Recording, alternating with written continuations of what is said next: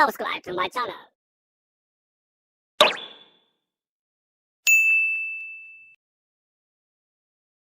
Today's our topic is early theories of motivation.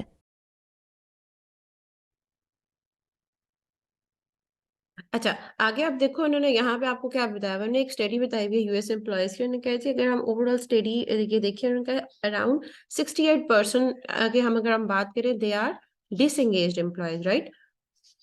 And for example they मतलब अगर वो काम में आ भी रहे हैं, they are not putting their energies efforts वगैरह पुट अप नहीं कर रहे, कोई डिस्टर्बेंस क्रिएट कर रहे हैं, then या यहाँ पर they are not passionate about their work, the number globally is even more disturbing. Some 87% are not excited about their work. So if you are a good manager, तो आपका सबसे पहले क्या काम है कि आप अपने एम्प्लॉयज को मोटिवेटेड रखें टुवर्ड्स द गोल, उनकी एफर्ट्स ताकि परसिस्टेंस रहे और वो ज्यादा से ज्यादा high level of efforts put up करें, राइट। अब आगे उन्होंने आपको कुछ मोटिवेशन की थेरीज बताई हुई है, ठीक है। हम इन थेरीज को डिस्कस करेंगे one by one. Number one is Maslow hierarchy of needs, then McGregor theory X and Y, then Herzberg two factor theory, and then three need theory. First वाली से हम स्टार्ट करते हैं, that is Maslow hierarchy of need. अब यहाँ पे उन्होंने overall आपको एक एग्जांपल दी हुई है, as you read the first paragraph. उन्होंने यहाँ पे कहा है जी, for example having a car to get to work is necessary for many workers. एक कोई कंपनी है, वहां पे उसने एम्प्लॉय ने मैनेजर ने नोट किया कि उसको एम्प्लॉयज को आने जाने में जरा मसला हो रहा है। तो उसने क्या किया, उसने कहा कि एक बहुत कोई एक्सपेंसिव गाड़ी नहीं, उसने सिर्फ बेसिक नीड को पूरा करने के लिए कि एटलीस्ट के उनको आने जाने में कोई प्रॉब्लम उसके एम्प्लॉयज को ना, उन्होंने उसको इनएक्सपेंसिव को यूज्ड कार अपने एम्प्लॉयज को दे दी। उससे क्या हुआ, so when the company needed him to work hard, he was willing to do so। उसकी एक बेसिक नेसेसिटी कि उसको आने जाने में कोई ट्रबल हो रही थी, जब वो ऑर्गेनाइजेशन ने उसको फुलफिल किया, तो बहुत लग्जरियस कार नहीं थी बट बेसिक उसकी नीड उसको फुलफिल की। उससे क्या हुआ कि जब भी ऑर्गेनाइजेशन को, कंपनी को उसकी हार्डवर्क की जरूरत थी, उसके एफर्ट्स की जरूरत थी, तो the other employee reciprocate the same energy, उसने उसी तरह जो अपनी कंपनी के लिए भी वो हर वक्त अवेलेबल रहा, ठीक है।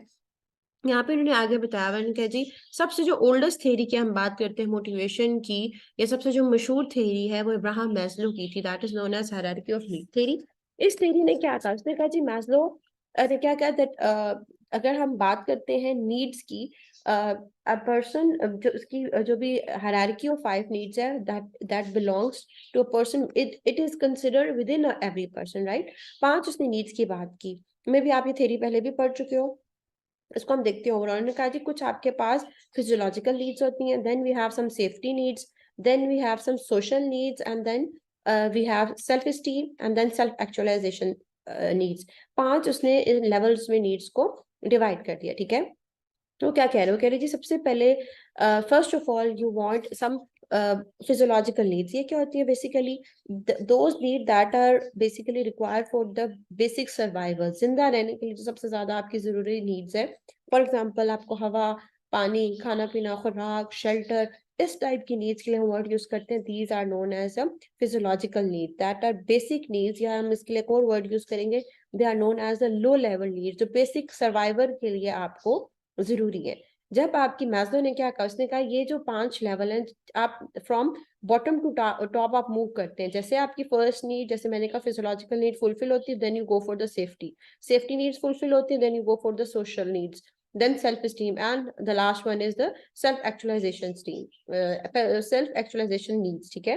अच्छा, नंबर 1 हमने बात की, हमने कहा जी फॉर एग्जांपल आपकी जो बेसिक नीड्स है they are fulfil, then you want some safety needs. Safety needs क्या, for example I want food, ठीक है, खाना तो मुझे चाहिए, मुझे बेसिक सर्वाइवल के लिए चाहिए, बट मैं कहूँगी थोड़ा हाइजेनिक खाना हो जाए तो ज्यादा बेहतर है, थोड़ी सेफ्टी भी इसमें हो तो ज्यादा बेहतर है। आई वांट शेल्टर, मुझे रहने के लिए घर की भी जरूरत है, बट थोड़ा सा जो मेरी शेल्टर तो मुझे मिल रहा है, बेसिक नीड मेरी फुलफिल हो रही है, नाउ आई गो फॉर के भाई थोड़ा सा जो मुझे शेल्टर मिल रहा है वो मे बी उसमें थोड़ी सेफ्टी हो जाए तो ज्यादा बेहतर है। या मैं जॉब की बात करती हूँ, अगर बेसिक मुझे जॉब तो है बट मेरी जॉब सिक्योरिटी हो जाए, मुझे जॉब से निकाला ना जाए, तो आप थोड़ा सा यहाँ पे सेफ्टी लेवल की तरफ भी जाते हो, ठीक है। देन आपकी ये जब नीड्स फुलफिल हो जाती है, then you want some social needs to be fulfil. Social needs की जब हम बात करते हैं तो हम बात करते हैं friendships, your relationships with your family, और ये their those needs, interpersonal connections आप बनाते हो, ठीक है, लोगों के साथ आप कनेक्टेड होना चाहते हो, ये नीड्स भी जब आपकी फुलफिल हो जाती हैं, then you go for the self esteem. जब हम सेल्फ स्टीम की बात करते हैं तो हम बात करते हैं कि फॉर एग्जांपल आई, अब मेरे पास जॉब भी है, अच्छी बात है, सिक्योर जॉब है, सेफ्टी भी थोड़ी सी है, लोगों के साथ भी working relationship with the supervisor, with the people, वो भी अच्छे हैं, that's good. But now I want कि थोड़ा सा अच्छा जरा मुझे जॉब टाइटल मिल जाए, कोई जॉब पोजीशन थोड़ी अच्छी मिल जाए तो ज्यादा बेहतर है। ये I want some self esteem, ठीक है, ये भी आपकी नीड्स होती हैं दैट यू वांट। अब गाड़ी तो है फॉर एग्जांपल, सेफ्टी भी है, ठीक है, काम उससे चल रहा है, बेहतर है, लेकिन बेहतर आप कहते हो यार थोड़ी अच्छा ब्रांड हो जाए, थोड़े अच्छा आप थोड़ी लग्जरी कार की तरफ चले जाओ तो थोड़ा ज्यादा बेहतर है, थोड़ी अच्छी उसमें ज्यादा ऑप्शंस होते हैं, तो ना अब आपकी नीड्स जो है वो बढ़ती जा रही है, ठीक है। Now you are at the level of self esteem. और लास्ट में वो कह रहे हैं self actualisation. I have all the things, सब कुछ, फॉर एग्जांपल जॉब मेरे पास बहुत अच्छी है, सिक्योरिटी भी है, आप कह लो interpersonal links with the family, with the coworker, with the colleagues भी अच्छे हैं, सेल्फ स्टीम भी मुझे जो है अच्छी एक पोजीशन पे, आई एम देयर, अचीवमेंट्स वगैरह भी है मेरे पास, ठीक है। Now I want those things जो मुझे इंटरनली कुछ सेटिस्फाई करेंगी, the self actualisation. For example कि भाई आई वांट, मैं अपना जितना इनपुट दे सकती हूँ मैं दूँ। For example I want to use, like I want to be more creative, ठीक है, जैसे यहाँ पर बताया हुआ है, a person need for growth, achieving one's potential, self fulfilment, maximum जो मेरी जो जिस पोजीशन पे मैं जा सकती हूँ, that is the self actualisation need, the drive to become with what one is capable of becoming, ठीक है, जो मेरी कैपेसिटीज हैं मैं मैक्सिमम उनको अचीव करने की कोशिश करती हूँ, that shows the self actualisation needs, ठीक है। ओवरऑल हम इसको रिपीट करते हैं, कहा जी कुछ आपके पास फिजियोलॉजिकल नीड्स होती हैं, for example that is basic survival needs, ठीक है, जो आपको जिंदा रहने के लिए बेसिकली हम कहते हैं जरूरत है। There are the safety needs, the person need for safety and protection. Social need is the need of affection, belongingness and acceptance and friendships. And esteem needs, a person need for internal esteem factors such as self respect, जैसे मैंने कहा job में थोड़ी सी मुझे autonomy मिल जाए, थोड़ी सी सेल्फ रिस्पेक्ट हो, achievement, autonomy means I have some authority, kind of authority, achievement हो, कोई ना कोई मुझे रिवॉर्ड्स मिल रहा है, and external extreme factor such as status, recognition and attention, ठीक है। और जब ये भी फुलफिल हो जाती है, then you go for the highest level of your needs, that is self actualization needs, the need for growth, the need to become what you can do, the maximum need, maximum the capacity, right?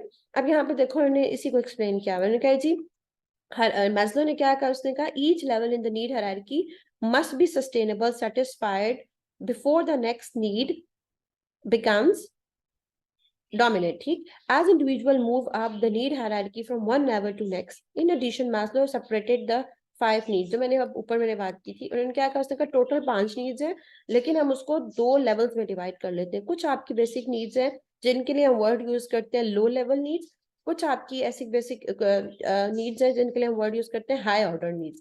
जैसे जो first 2 है आपके पास, physiological and safety need, these are known as the low order needs, while the other social esteem, self actualization, बाकी इन तीन के लिए हम वर्ड यूज करते हैं, these are the higher order needs. Low level needs are predominantly satisfied externally, ठीक। जो आपके जब हम इंटरनल या इंट्रिंसिक मोटिवेशन की बात करते हैं या एक्सटर्नल या आपके पास कोई एक्सटर्नल फैक्टर्स की बात करते हैं, जब हम एक्सटर्नल की बात करते हैं तो हम लो ऑर्डर नीड्स की बात करते हैं। फॉर एग्जांपल जैसे मैंने कहा फूड, एयर, शेल्टर, जिस तरह की नीड्स हैं। कुछ आपके पास हाई ऑर्डर नीड्स हैं जो इंटरनली सेटिस्फाइड होती है, जैसे स्टेटस, अचीवमेंट, मुझे रिकग्निशन मिल रही है, ठीक है, जो अभी हमने सेल्फ स्टीम की बात की, या मेरा जो सोशल सेटअप है, जो इंटरपर्सनल रिलेशनशिप्स हैं with the employee in the organisation या विद द को-वर्कर, वो मेरे ज्यादा अच्छे स्ट्रॉन्ग है, तो हाई ऑर्डर नीड्स जो इंटरनली मुझे सेटिस्फाई करेंगी, right. Managers using Maslow hierarchy to motivate employees do things to satisfy employee needs, but the theory also says that once a need is sustainably satisfied, an individual is no longer motivated to satisfy that need. For example, हम यहाँ पे क्या कहने कहने जी, if you want to, ये theory क्या कहती है, if you are a good manager, ठीक है, आपको देखना है कि आपका जो एम्प्लॉय है वो किस लेवल ऑफ नीड पे है, ठीक है। लेट्स सपोज कोई आपका एंट्री लेवल एम्प्लॉय है, तो बेसिकली उसकी ज्यादा नीड होगी कि एटलीस्ट वो अपने बेसिक सर्वाइवल के लिए जो उसको सैलरी वगैरह मिले या वो अपने बेसिक सर्वाइवल को फुलफिल कर सके, अपने जो बेसिक उसके डेली के आप कह लो अखराजात हैं उनको फुलफिल कर सके। फिर नंबर 2 वो थोड़ा सा जाएगा आपकी सेफ्टी की तरफ भी, देन वो सेल्फ स्टीम की सॉरी सोशल नीड्स की तरफ जाएगा। So you have to consider, you need to understand at what level, need level that person is on in the hierarchy and focus on satisfying need at or above that level। जिस भी वो level of need पे at least आप उसकी वो need को fulfil करो, if not उसे एक स्टेप ऊपर जाने की आप कोशिश करते हो, ठीक है। तो ओवरऑल हमने क्या कहा, हमने मैस्लो की बात की। मैस्लो ने क्या कहा, there are 5 level of needs, ठीक है, जिसमें उसने 2 लेवल्स में उसको डिवाइड किया। कुछ के लिए वर्ड यूज किया, the first 2 are the low level needs while other 3 are the high level needs. तो मैनेजर नीड टू अंडरस्टैंड कि the employee is in which level and then satisfy the need of the person accordingly to motivate that person, ठीक। अच्छा, जो हमारे पास अगली theory है motivation की, that is the McGregor theory X and Y. McGregor ने क्या कहा, उसने कहा कि उसकी 2 ऑप्शंस थी। हमें वर्ड से पता चल रहा है बेसिकली 2 चीजों की उसने बात की है। एक को उसने नाम दे दिया थ्योरी एक्स का, एक को नाम दे दिया थ्योरी वाई का। 2 ऑप्शन है उसकी लोगों की नेचर के बारे में। उसने कहा 2 तरह के लोग होते हैं, एक के लिए वर्ड यूज करते हैं एक्स टाइप, एक वाई। एक्स थ्योरी एक्स वाले कौन से लोग हैं, they are the negative view of the people that assumes worker have little ambition, dislike the work, want to avoid the responsibility and need to be closely controlled at work effectively। उसने कहा आपकी organisation में कुछ ऐसे लोग भी होते हैं जिनका काम में इतना दिल नहीं लग रहा होता, they don't want to do hard work, कोई एक्स्ट्रा काम करना पड़ जाए वो भी नहीं करना चाहते, they are not ambitious about the work, और इतना उनको अपना काम भी कोई खास पसंद नहीं होता, कोई उनको रिस्पॉन्सिबिलिटी कोई देना चाहो, कोई अपॉर्चुनिटी आए उसको भी वो अवेल करने के लिए तैयार नहीं होती, कोई रिस्पॉन्सिबिलिटी भी वो लेना नहीं चाह रहे होते। तो इस तरह के जब लोग होते हैं उनको जो है वो उनको क्लोजली आपको मॉनिटर करना पड़ता है, ठीक है, उनको हर स्टेप पे साथ लेके जाना पड़ता है। इससे कहते हैं उनको प्रॉपर्ली मोटिवेट, उनको जो काम है जबरदस्ती उनसे लेना पड़ता है आपको, ठीक है, उन पे नजर रख के। दूसरी तरफ वो कह रहे हैं कोर पॉइंट ऑफ व्यू है ह्यूमन नेचर का, that is the Y. Theory Y क्या कहती है, that is the positive view that assume employee enjoy the work, seek out and accept the responsibility and exercise self direction। बिल्कुल opposite है x वाले का। Y वाले वो लोग हैं जो कि काम करना पसंद करते हैं, रिस्पॉन्सिबिलिटीज लेना चाहते हैं, अपने काम को एंजॉय करते हुए काम कर रहे होते हैं, और वो चाहते हैं लाइक जो उनके सेल्फ डायरेक्शन, उनको पता होता है कि जो उनका काम है दैट इज उन्होंने किस तरीके से करना है, उनको खुद डायरेक्शन अब पता होती है, ठीक। वो अपनी एफर्ट्स को खुद पुट अप कर रहे होते हैं और काम को एंजॉय करते हुए कर रहे होते हैं, they are more motivated towards the job. और while X क्या है, they don't like the work, Y वाले they like their work, they take the responsibility, they are more ambitious। X वाले they are little ambitious, कोई उनको काम से इतना कोई खास लगाव नहीं होता। थेरी Y वाले उनके opposite है। अब उसने क्या कहा, मैकग्रीगर ने क्या कहा, theory wise option should guide management practice and propose that participation in decision making, responsible and challenging job and good group relation would maximize employee motivation। If you want to increase the motivation level of the employee, तो वो क्या कह रहे हैं, आपने decision making भी अगर करवानी है, लोगों को पार्टिसिपेट कराना है, या कहीं रिस्पॉन्सिबिलिटी की बात आती है या कोई चैलेंजिंग टास्क आता है, तो वहां पे आप किस तरह के लोगों को प्रेफर करते हैं, कौन सी नेचर। यहाँ पे जो हमारे पास 2 कैटेगरीज हैं, पॉजिटिव व्यू वाले या थेरी वाई वाले लोगों को आप यहाँ पे इस तरह की सिचुएशन में प्रेफर करते हैं, दो because they are the one who are more responsible, who are more productive in decision making, अच्छे आइडियाज लेके आएंगे, अच्छे जो है वो सिचुएशन को कैसे उन्होंने हैंडल करना है, अच्छे आइडियाज, अच्छी मोटिवेशन लेवल के साथ आपके पास आएंगे, ठीक है। सो ओवरऑल हम कंक्लूड करते हैं, मैकग्रीगर ने क्या कहा, there are the human nature can be, और लाइक 2 कॉन्सेप्ट उसने बताए, theory X and theory Y. Theory X are those people who don't like their work, while theory Y are those people who like their work and enjoy their work, and they are the achievers, yeah, they are the one who are more accountable, more responsible। अच्छा, उसके बाद आपके पास एक और theory आ जाती है, इसके भी नाम से आपको अंदाजा हो जाएगा, हेल्सबर्ग ने थ्योरी दी थी। उसके लिए उसने 2 फैक्टर्स की बात की थी, हेल्सबर्ग 2 फैक्टर थ्योरी। ये क्या कहती है, इसने कहा जी 2 फैक्टर्स कौन से हैं, these are the motivation and hygiene theory.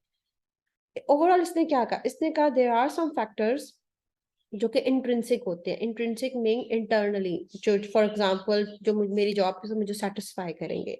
There are some factor जो एक्सट्रिंसिक फैक्टर्स होते हैं।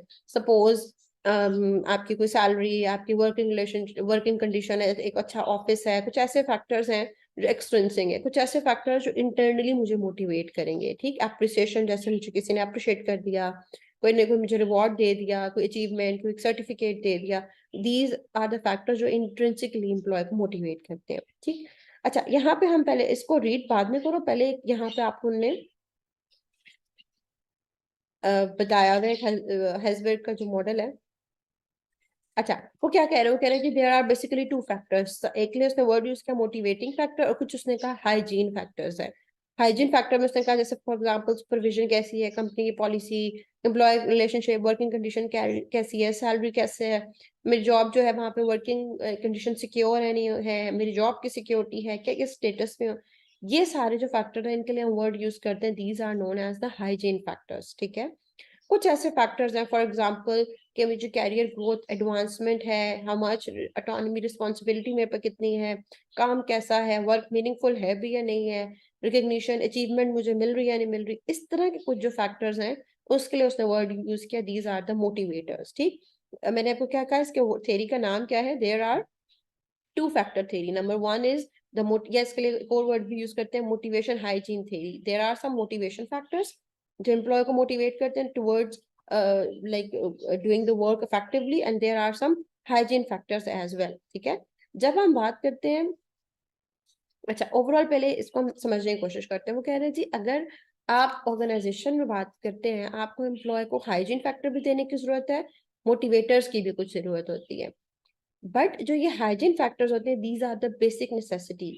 मुझे एक अच्छा फॉर एग्जांपल लोग कंपनी पॉलिसी अच्छी हो, अच्छी सैलरी मिल रही हो, वर्किंग कंडीशंस अच्छी हो, ये मेरी डे टू डे रिक्वायरमेंट है, हाइजीन फैक्टर है, बेसिक फैक्टर्स हैं, ये बेसिक नेसेसिटीज हैं to survive in that particular organisation. ठीक है, अगर ये वाले फैक्टर्स, ये थ्योरी क्या कहती है, वो कहती है जी अगर ये वाले फैक्टर्स मेरे पास अवेलेबल हैं, ये सारा कुछ बड़ा अच्छा चल रहा है, hygiene factors are very effective, तो ठीक है, लेकिन ये मुझे फैक्टर सेटिस्फाई अपनी जॉब की तरफ या मोटिवेट अपनी जॉब के लिए नहीं कर सकते, because these are the factor जो बेसिक हाइजीन फैक्टर्स है। लेकिन अगर इन फैक्टर्स में ये मुझे सेटिस्फैक्शन की तरफ नहीं ले के जा सकते, बट अगर ये फैक्टर्स में से कोई एक चीज मिसिंग हो जाती है तो मुझे डिससेटिस्फाई जरूर करेंगे। फॉर एग्जाम्पल हम बात करते हैं सैलरी की। ठीक है, सैलरी मुझे पता है मुझे मिल रही है, मुझे हर मंथ मिल रही होती है सैलरी, और मुझे मिलनी भी चाहिए। बेसिक हाइजीन, जो मैं काम कर रही हूँ उसके अगेंस्ट मुझे पे करना ऑर्गेनाइजेशन का काम है, this is the basic hygiene factor, let's suppose. ठीक, बट ये सैलरी मुझे मोटिवेट नहीं करेगी या मुझे सेटिस्फाई करने के लिए नहीं है। ठीक, बट एक महीने मेरी सैलरी नहीं आती अगर, तो ये वाला फैक्टर मुझे डिससेटिस्फाई अपनी जॉब से जरूर कर सकता है। ठीक है, थोड़ा सा कंफ्यूजिंग है, but I hope you can understand. यहाँ पे देखो इन्होंने बताया हुआ एक, उन्होंने और आपको एक डायग्राम सी बताई हुई। उन्होंने कहा जी इस थेरी ने क्या कहा था, पहले हम कहते थे या तो एम्प्लॉय सेटिस्फाई है या डिससेटिस्फाई है, लेकिन ये थेरी क्या कहती है कि आपके पास या तो एम्प्लॉय आपका सेटिस्फेक्शन की तरफ जाएगा या नो सेटिस्फेक्शन की तरफ जाएगा, या डिससेटिस्फेक्शन की तरफ जाएगा या नो डिससेटिस्फेक्शन की तरफ जाएगा। जैसे मैंने सैलरी की बात की, ठीक है, सैलरी मुझे जो भी पर मंथ मुझे मिल रही है मुझे सेटिस्फाई तो नहीं कर रही है। ठीक, लेकिन अगर वो नहीं मुझे मिलेगी तो मुझे वो डिससेटिस्फाई जरूर करेगी। ठीक है, अच्छा अब और इफ यू वांट टू अपने एम्प्लॉय को, you want to attain that, you want to make them more satisfied, तो आपको इन हाइजीन फैक्टर्स के अलावा इन मोटिवेटर्स पे फोकस करने की जरूरत है। हस्बैंड ने क्या कहा, उसने कहा there are basic two factors. Number one is hygiene factors, जो आपके पास ये वाले सारे टेबल में लिखे हुए हैं, और कुछ आपके पास मोटिवेटर्स हैं। If you want to increase the motivation level of your employee, if you want to make your employee more satisfied, you have to consider these motivators. If these hygiene factors are not there, your employee also become dissatisfied from the job. But if they are there, अगर ये है भी, still ये satisfy नहीं करेंगे। satisfaction के लिए इन motivators का होना जरूरी है, क्योंकि ये तो basic hygiene factors है जिनका होना must है। अब थोड़ा सा आई होप आई कंसिडर कि आपको थोड़ी सी चीजें कंफ्यूज करेंगे, बट हम इसको थोड़ा सा यहाँ पे रीड आउट करते हैं, then you should be clear. In KG, when people felt good about their work, they tend to cite intrinsic factors arising from the job itself, such as achievement, recognition, and responsibility. ये सारे factor intrinsic है, ठीक है, internal to my own self. मैं अपने आप को ज्यादा मुझे रिकग्नाइज किया जा रहा है तो मैं इंटरनली मोटिवेटेड हूँ. मुझे कोई अचीवमेंट दी जाए, अचीवमेंट मैंने कोई हासिल किया है, I am more responsible. On the other hand, when they were dissatisfied, they tend to cite extrinsic factor arising from the job context, such as company की पॉलिसीज अच्छी नहीं है, सुपरवाइजर में अच्छा नहीं है, लोगों के साथ मेरे रिलेशनशिप अच्छे नहीं है, जहां मैं बैठी हूँ वहाँ के वर्किंग कंडीशंस अच्छी नहीं है. ये सारे जो एक्सट्रिंसिक फैक्टर हैं ये मुझे डिससेटिस्फाई जरूर करेंगे अगर ये ठीक नहीं है.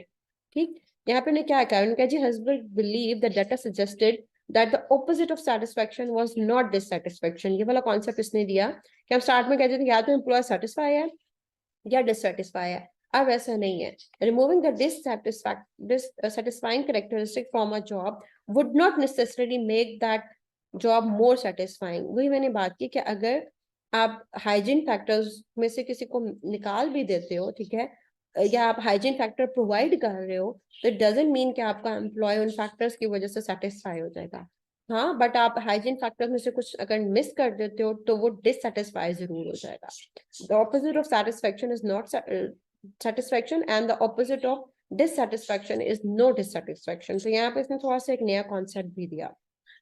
यही चीज उन्होंने आगे क्या बताई है, the extrinsic factors that create job dissatisfaction, they are known as the hygiene factor. जो भी हमने सारे external factors पढ़े ना, कि for example मेरी वर्किंग कंडीशंस कैसे हैं, मुझे सैलरी दी जा रही है नहीं जा रही, these are the extrinsic factors.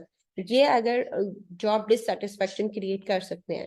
When these factors are adequate, people won't be dissatisfied but they won't be satisfied. मुझे सैलरी भी मिल रही है, वर्किंग कंडीशन भी अच्छी है, सारे वो फैक्टर्स बहुत अच्छे हैं, तो यहाँ पे मैं मैं डिससेटिस्फाई तो नहीं होंगी, बट इट डजंट मीन कि मैं सेटिस्फाई भी होंगी हाइजीन फैक्टर्स की वजह से. To motivate people, Herzberg suggested emphasizing motivators. The intrinsic factors पे ज्यादा फोकस करने की जरूरत है. और intrinsic factors कौन से हैं जो हमने अभी बात की, आपके achievements, आपके जो भी recognitions, these are the intrinsic factors. इन पे ज्यादा फोकस करना चाहिए. Just wait for a minute. Thanks for watching.